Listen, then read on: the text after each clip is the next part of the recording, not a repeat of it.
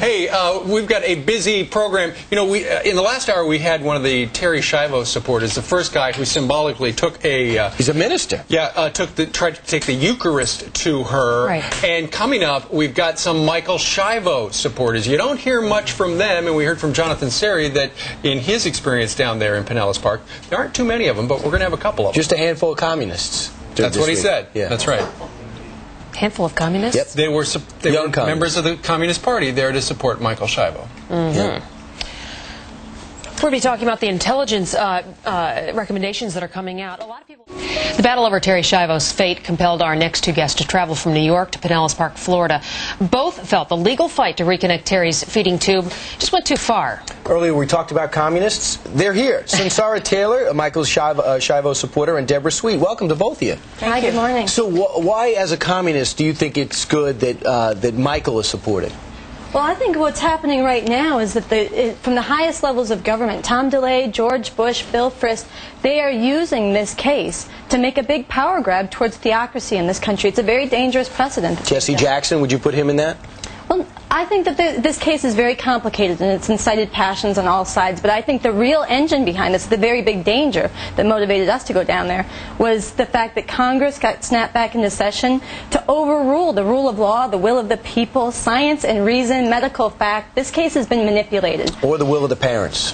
Well, is it about Terry anymore? Not anymore. This is a gruesome display of someone dying before the whole world. And these people don't care about the truth of the case. Randall Terry is a political operative who openly talks about theocracy, but we're really concerned about how the government is being reshaped here. They're going against the traditional separation of powers, the separation of church and state, due process. Now, as a communist, are you into separation of powers, church and state? Well, under any system, the rule of law is important. When we come to power, if we say whatever we say goes, you'd call us totalitarian tyrants and you'd be right. And when Bush does it, or Bill Frist does it, overriding the courts and all that, the same thing applies. When we come to power, we intend to involve people in the decision-making process. You foresee yourself in power someday? Well, I foresee a communist future where we liberate the planet from oppressive divisions.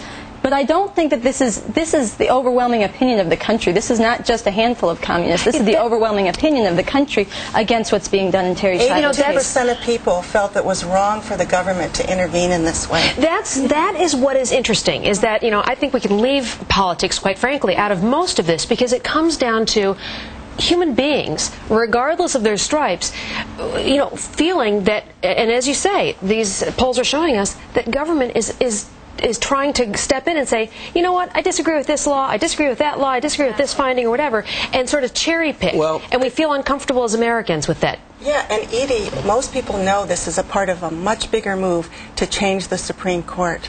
They're using gay marriage, they won't even allow stem cell research to save existing living human beings. Most people are for that.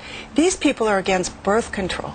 So it's not just Terry, then? You think that this is a larger political issue? So you don't think that anybody has compassion for a woman who is starving to death? No, I think that a lot of people's passions have been manipulated. I think a lot of people... So everyone out there who supports Terry is being manipulated? I think there's a lot of sincere sentiments on the other side of this. You don't think that we see a woman for 14 days who hasn't had any nourishment?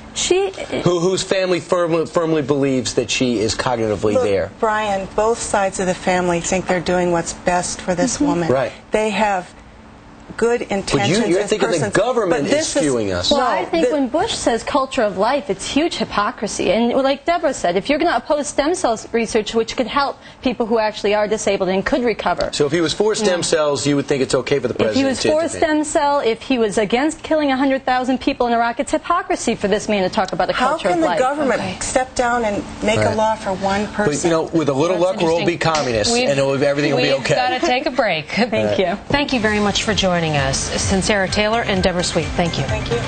More Fox and Friends after this.